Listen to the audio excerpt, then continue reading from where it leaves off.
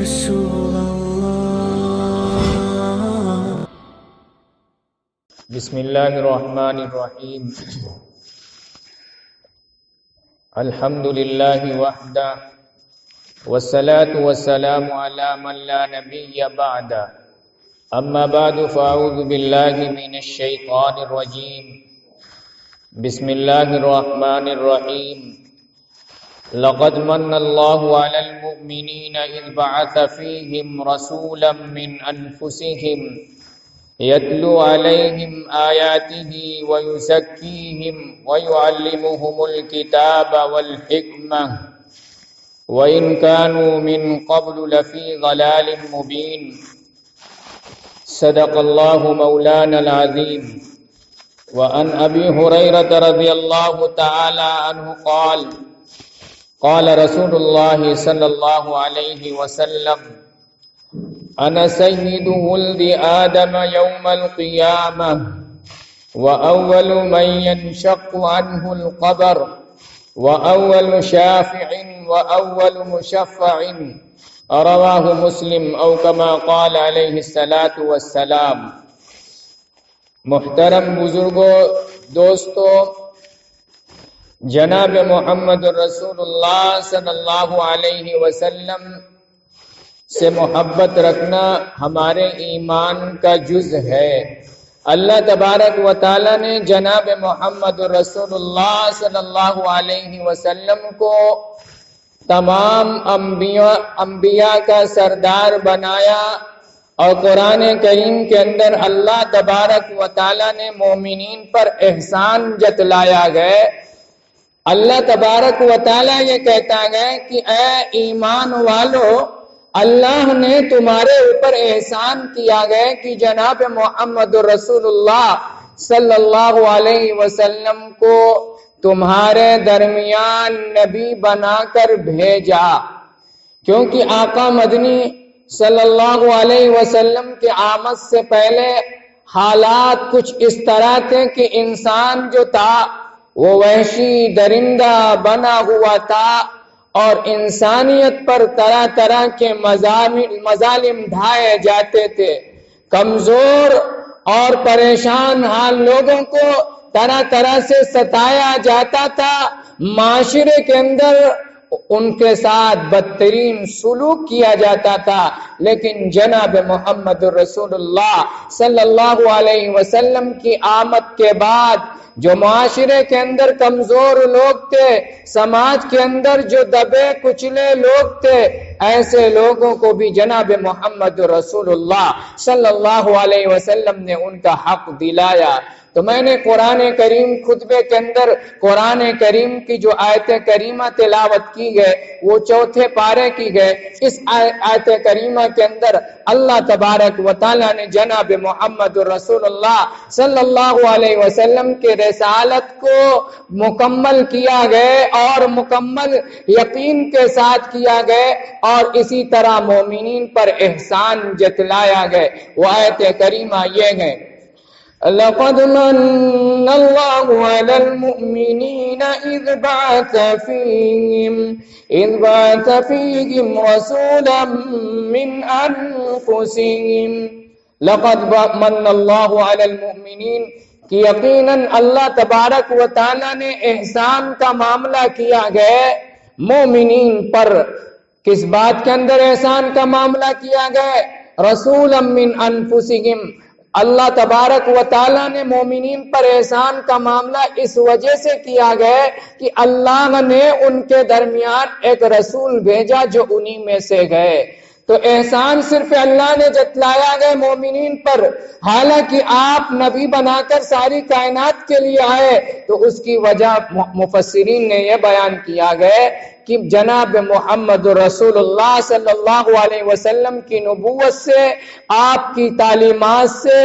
مومنین ہی فائدہ اٹھاتے ہیں۔ اس وجہ سے اللہ تبارک و تعالی نے مومنین کا تذکرہ کیا گیا، ورنہ جناب محمد رسول اللہ صلی اللہ علیہ وسلم کی جو تعلیمات ہیں وہ تمام کی انسانیت کے لیے، جناب محمد رسول اللہ صلی اللہ علیہ وسلم ساری انسانیت کے لیے، ساری معنویت کے لیے لیے آدرش ہیں، نمونہ ہیں، آئیڈیل ہیں، لیکن فائدہ مومنین اٹھاتے ہیں۔ اس وجہ سے اللہ تبارک و تعالی نے فرمایا لَقَدْ مَنَّ اللَّهُ عَلَى الْمُؤْمِنِينَ إِذْ بَعَثَ فِيهِمْ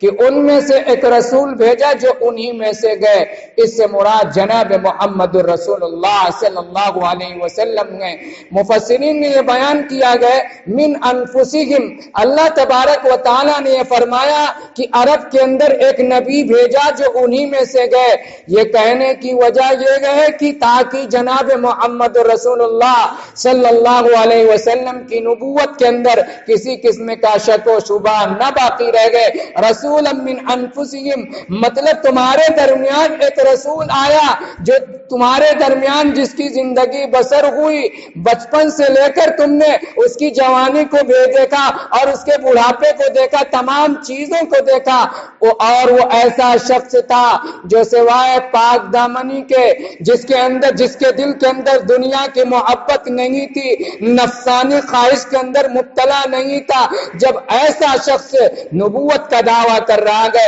ایسا شخص جو گوشہ نشینی اختیار کرنے والا تھا اور ہمیشہ اللہ کی عبادت کرنے والا تھا، جس کو دنیا سے یا مال و دولت سے، سلطنت سے جس کو محبت نہیں تھی، جب ایسا شخص دعویٰ نبوت کر رہا ہے، نبوت کا دعویٰ کر رہا ہے، تو ایسا شخص کا دعویٰ کرنا اور اس دعوے کے اندر دعویٰ کرنے کے پر بھی دنیا کی کوئی خواہش اس کے پیش نظر نہیں تھی، دنیا کی کوئی خواہش مقصود نہیں تھی، بلکہ دعوی نبوت کرنے کے بعد طرح طرح سے بلاؤں کا، طرح طرح سے مصیبتوں کا سامنا کرنا پڑا۔ مشرکین عرب کے طرح طرح سے تکلیفیں سہنی پڑی۔ جب ایسا شخص نبوت کا دعویٰ کر رہا ہے تو لہذا وہ شخص اپنے دعوی نبوت کے اندر سچا ہے۔ اسی طرح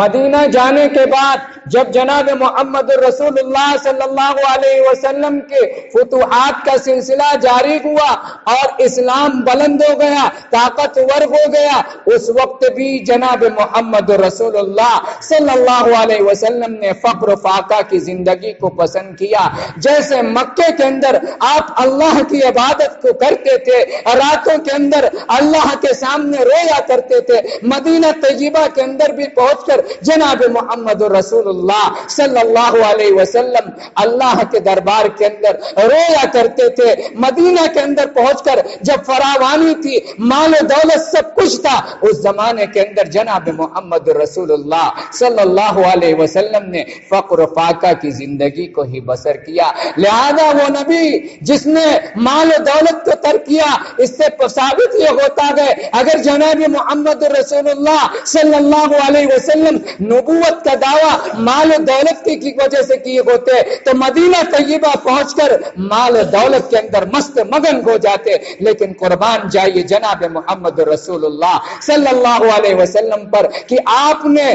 کی نبوت کا آپ نے دعویٰ کیا تھا، آپ اپنے دعوی نبوت کے اندر سچے تھے۔ تو من انفسہم کا مطلب یہی ہے کہ اللہ تبارک و تعالی نے مشرکین عرب کو جناب محمد رسول اللہ صلی اللہ علیہ وسلم کے حقانیت کی طرف بلایا گیا کہ جناب محمد رسول اللہ صلی اللہ علیہ وسلم نے جب نبوت کا دعویٰ کیا تو مشرکین عرب نے کہا کہ تم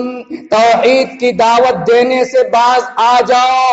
اگر تم دولت کے طلبگار ہو، جتنا تمہیں مال و دولت چاہیے وہ مال و دولت تم کو دی جائے گی، اگر تمہیں عرب کی حسین و جمیل عورتیں چاہیے تو تمہاری یہ بھی خواہش پوری کی جائے گی۔ لیکن جناب محمد رسول اللہ صلی اللہ علیہ وسلم نے مال و دولت کے سامنے اپنے توحید کے دعوت کو بند نہیں کیا۔ لہذا اس بات سے ثابت ہوتا ہے کہ جناب محمد رسول اللہ صلی اللہ علیہ وسلم اللہ کے سچے نبی تھے۔ آپ اس لیے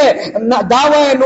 نبوت کا دعویٰ اس لیے نہیں کیا تھا کہ مال و دولت کی طلب تھی، سلطنت کی طلب تھی، حکومت حکومت کی طلب تھی. اگر آقا کو حکومت کی طلب ہوتی تو جب کفار مکہ نے مشرکین عرب نے سلطنت کی پیشکش کی, مال و دولت کے دینے کی پیشکش کی, اگر آپ اللہ کے سچے حبیب نہ ہوتے تو مال و دولت لے کر دعوے نبوت سے توحید الہی تھے تو توحید کی جو دعوت دے رہے تھے اس سے باز آ جاتے. اسی کو اللہ تبارک و تعالی نے فرمایا رسولا من انفسہم, کہ ایک ایسا رسول اللہ نے تمہارے درمیان بھیجا جو انہی میں سے گئے, یعنی ایسا رسول کی جس کی زندگی ان کے درمیان گزری اور اس نے جو توحید کی تو رسولا من انفسہم. آگے اللہ تبارک و تعالی نے جناب محمد رسول اللہ صلی اللہ علیہ وسلم کے سب سے بڑے معجزے کا ذکر کیا گیا. یتلو علیہم آیات, اللہ نے نبی کو بھیج کر مومنین پر احسان کیا, اور اس نبی کی تعلیمات کیا تھے؟ اس نبی نے ایسی انسانیت کو جو وحشی درندہ بن چکا تھا, ذرا ذرا سی بات پر لوگوں کے درمیان لڑائی ہو جایا کرتی تھی, جنگیں جاری ہو جایا کرتی تھی, ایسے لوگوں کی اصلاح کیسے کیا؟ ان کے دلوں کو کفر, شرک اور طرح طرح کے درندگی سے کس طرح اللہ کے رسول نے پاک کیا. اللہ فرماتا ہے یتلو علیہم آیاتی, وہ نبی جن اللہ نے تمہارے درمیان نبی بھیج کر احسان کیا اور وہ نبی تمہارے درمیان قرآن کریم کی آیات کی تلاوت کرتا گئے. یتلو علیہم آیات ویزکیہم, اور ان کے قلوب کا تزکیہ کرتا گئے, ان کے دلوں کو پاک صاف کرتا گئے. یعنی جناب محمد رسول اللہ صلی اللہ علیہ وسلم ایسے لوگوں کو جو وحشی درندے بن چکے تھے ان کے سامنے قرآن کریم کی تلاوت کیا. قرآن کریم کے ذریعے مشرکین عرب حضرات صحابہ کرام جو وحشی درندے پہلی زندگی جو وحشی درندے تک بن چکے تھے, لیکن اللہ کے رسول نے ایسے لوگوں کو پاک صاف کیا اور جن کو ساری دنیا رضی اللہ تعالی عنہم اجمعین کے نام سے یاد کرتی گئے. وَيُزَكِّيهِمْ وَيُعَلِّمُهُمُ الْكِتَابَ وَالْحِكْمَةَ, اور حضرات صحابہ اکرام کو کتاب اور سنت, حکمہ سے مراد سنت گئے, کتاب و سنت کی تعلیم سے نوازا. آگے اللہ تبارک و تعالی نے اس سے پہلے کے حالات کو بیان کیا گیا کہ محمد عربی صلی اللہ علیہ وسلم کی آمد سے پہلے کیا تم تھے, اس کو بھی اللہ نے بتلایا گیا. وَإِن كَانُوا مِن قَبْلُ لَفِي ضَلَالٍ مُبِينٍ, کہ اگرچہ اس سے پہلے تم کھلی ہوئی گمراہی کے اندر تھے, یعنی تمہیں جینے کا سلیقہ نہیں تھا, تم وحشی درندے تھے, آپس میں ذرا ذرا سی بات پر لڑ جایا کرتے تھے, مر جایا کرتے تھے, جنگ و جدال جاری رہا کرتی تھی. لیکن جناب محمد رسول اللہ صلی اللہ علیہ وسلم نے اس دنیا کے اندر آ کر انسانوں کو جینے کا سلیقہ سکھلایا, انسانیت کو جینے کا سلیقہ سکھلایا, اور زمین پر ناحق خون بہنے کو مذہب اسلام سخت الفاظ کے اندر مذمت کرتا گیا. اسلام کی تعلیمات یہ گئے کہ اگر زمین کے اندر ناحق خون بہ رہا ہے تو اسلام یہ کہتا گیا کہ جس نے بھی ناحق کسی انسان کا, اس دھرتی کے اندر کسی انسان کا ناحق خون بہایا, اس نے ساری انسانیت کو قتل کر دیا. اللہ تبارک و تعالی صاف لفظوں کے اندر قرآن کے اندر فرماتا ہے من قتل نفسا بغیر نفس او فساد فی الارض فکأنما قتل الناس جميعا. من قتل نفسا, جس انسان نے کسی انسان کو ناحق قتل کیا یا زمین پر ناحق فساد مچایا, فکأنما قتل الناس جميعا, گویا کہ اس نے ساری انسانیت کو قتل کر دیا. یہ کہ مذہب اسلام کے نزدیک ایک انسان کی قیمت کیا گئے, اللہ تبارک و تعالی قرآن کے اندر صاف لفظوں کے اندر فرما دیا, اگر اس روئے زمین پر, اس دھرتی پر کسی انسان کا ناحق خون بہ رہا ہے تو اسلام اس کے اس قدر سخت خلاف ہے، گویا کہ ساری انسانیت کو قتل قرار دیا۔ اس ایسے شخص نے، اس منحوس شخص نے اتنا برا کام کیا گیا کہ گویا کہ ساری انسانیت کو اس نے قتل کر دیا۔ اس کا مطلب یہ ہے کہ اگر وہ شخص ایک انسان کو ناحق قتل کر رہا ہے تو ایسا یہ بدترین قسم کا آدمی ہے کہ گویا کہ اگر اس کو ساری کائنات ساری انسانیت کو بھی قتل کر سکتا ہے۔ تو مذہب اسلام کے اندر جناب محمد رسول اللہ صلی اللہ علیہ وسلم کی آمد سے پہلے انسانوں کے خون کی کوئی قدر و منزلت نہیں تھی۔ ذرا ذرا سی بات پر قتل و قتال ہو جایا کرتا تھا، لمبی لمبی جنگیں، تھوڑی تھوڑی سی بات پر لمبی لمبی لڑائیاں جاری ہو جایا کرتی تھی، خون خرابہ کا عالم گرم تھا۔ جناب محمد رسول اللہ صلی اللہ علیہ وسلم کی آمد کے بعد آقا نے یہ فرمایا، آقا پر جو قرآن نازل ہوا اس قرآن کے اندر اللہ نے فرما دیا، من قتل نفسا بغیر نفس او فساد فی الارض فکأنما قتل الناس جميعا، انسانوں کے خون کو ناحق قرار دیا اور ایک انسان کے قتل کو ساری انسانیت کا قاتل قرار دیا۔ اور اسی طرح سماج کے اندر جو دبے کچلے لوگ تھے جن پر ظلم و ستم کیا جاتا تھا، عرب کے اندر جن پر ظلم و ستم کیا جاتا تھا، مثلا یتیم بچہ، یتیم بچوں کو اللہ کے رسول نے حق دلایا، یتیم بچوں کے ساتھ اللہ کے رسول کی آمد سے پہلے طرح طرح سے مظالم کیے جاتے تھے، اس کے جائیداد کو اور اس کو جینے کا حق نہیں تھا، لیکن جناب محمد رسول اللہ صلی اللہ علیہ وسلم نے یتیم کو سینے سے لگایا اور یتیم کے بارے میں یہ فرمایا کہ میں اور یتیم کی کفالت کرنے والا، یتیم کی پرورش کرنے والا ایسے ہی ہے جیسے ان دونوں انگلیوں کے درمیان فاصلہ ہے۔ اللہ کے رسول نے اسی طرح بیواؤں کو جن کے شوہر کا انتقال ہو جاتا تھا زمانے جاہلیت کے اندر، آقا کی آمد سے پہلے ان کو رہنے کا حق، جینے کا حق نہیں سمجھا جاتا تھا، منحوس تصور کیا جاتا تھا، لیکن جناب محمد رسول اللہ صلی اللہ علیہ وسلم نے بیواؤں کو بھی سینے سے لگایا۔ جناب محمد رسول اللہ صلی اللہ علیہ وسلم نے فرمایا، جس نے کسی بیوہ کے کام کے اندر اس کی کفالت کی، اس کے رہن سہن کے اندر، اس کے خرچے کے اندر کوشش کیا، تو وہ شخص ایسا ہی ہے جیسا اللہ تبارک و تعالی کے اندر راہ کے اندر دوڑ دھوپ کرنے والا۔ اور راوی فرماتے ہیں کہ اللہ کے رسول نے یہ فرمایا کہ جس شخص نے بیوہ کے کام کے اندر سہولت کیا، مدد کیا، وہ ایسا ہی ہے جیسا کہ رات کے اندر عبادت کرنے والا اور دن کے اندر روزہ رکھنے والا۔ تو جناب محمد رسول اللہ صلی اللہ علیہ وسلم ساری انسانیت کے لیے، ساری معنویت کے لیے آپ رحمت بن کر آئے۔ آپ کے آنے کے بعد تمام لوگوں کو حق ملا۔ اسلام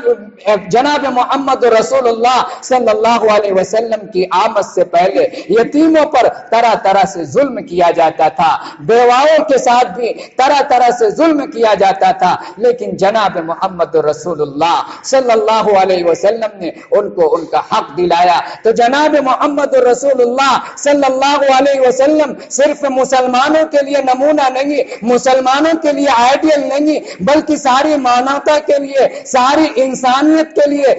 آپ آدرش ہیں، آپ آئیڈیل ہیں، آپ نمونہ ہیں۔ اگر ساری دنیا جناب محمد رسول اللہ صلی اللہ علیہ وسلم کی تعلیمات پر عمل پیرا ہو تو آج دنیا ترقی یافتہ ہو، کیونکہ جناب محمد رسول اللہ صلی اللہ علیہ وسلم نے یہاں تک فرمایا، الراحمون یرحمہم الرحمن ارحموا من فی الارض یرحمکم من فی السماء۔ جناب محمد رسول اللہ صلی اللہ علیہ وسلم نے فرمایا کہ دنیا رحم کرنے والوں کے ساتھ اللہ تبارک و تعالی رحم کرتا ہے۔ ارحموا من فی الارض، زمین میں جو لوگ بستے ہیں ان کے ساتھ رحم کا معاملہ کرو۔ من فی الارض کے اندر محدثین نے بیان کیا گیا کہ انسان ہو یا جانور ہو، تمام لوگوں کے ساتھ رحم کا حکم دیا گیا ہے۔ اس کا مذہب کچھ ہو، انسان کے ساتھ ساتھ ساتھ جانوروں کے ساتھ جناب محمد رسول اللہ صلی اللہ علیہ وسلم نے رحم کرنے کا حکم دیا گیا۔ ارحمو من فی الارض، کہ زمین میں جو لوگ بھی بسنے گئے وہ چاہے انسان ہو اور انسان میں چاہے نیک لوگ ہوں یا بد لوگ ہوں، برے لوگ ہوں، اس کا مذہب کچھ بھی ہو، وہ ہندو کو، مسلمان ہو، سکھ ہو، عیسائی کو، کوئی بھی مذہب کے لوگ ہوں، ان کے ساتھ اچھائی کا، رحم کا معاملہ کرو۔ آگے آقا نے فرمایا اگر تم انسانیت کے ساتھ، انسانوں کے ساتھ رحم کا معاملہ کرو گے تو یرحمکم من فی السماء، وہ ذات جس کی سلطنت، جس کی حکومت آسمانوں کے اندر گئے، وہ اللہ تبارک و تعالیٰ تمہارے ساتھ رحم کا معاملہ کرے گا۔ اور اللہ تبارک و تعالیٰ کے ساتھ رحم کا معاملہ کرنے کا مطلب یہ ہے کہ اللہ تبارک و تعالیٰ تم سے راضی ہوگا۔ اسی طرح یرحمکم من فی السماء کا ایک مطلب تو یہ ہے کہ آسمان کے اندر جو رہتے گے یعنی فرشتے تم پر رحم کریں گے، اور فرشتے انسانوں کے حق میں رحم کرنے، اس کا مطلب یہ ہے کہ فرشتے تمہارے لیے دعا، رحمت کی دعا کریں گے، یعنی جناتوں سے، اسی طرح جو تمہارے دشمن ہیں ان سے حفاظت کے لیے فرشتے تمہارے لیے دعا کریں گے۔ تو جب مذہب اسلام ساری انسانیت کے لیے، ساری مانوتا کے لیے مذہب اسلام جو گئے وہ امن شانتی کی تعلیم دیتا گئے۔ اللہ تبارک و تعالی ہم سب کو کہنے سننے سے زیادہ عمل کی توفیق نصیب فرمائے، اور جناب محمد الرسول اللہ صلی اللہ علیہ وسلم کی پاکیزہ شریعت پر عمل کرنے والا بنائے۔ آمین۔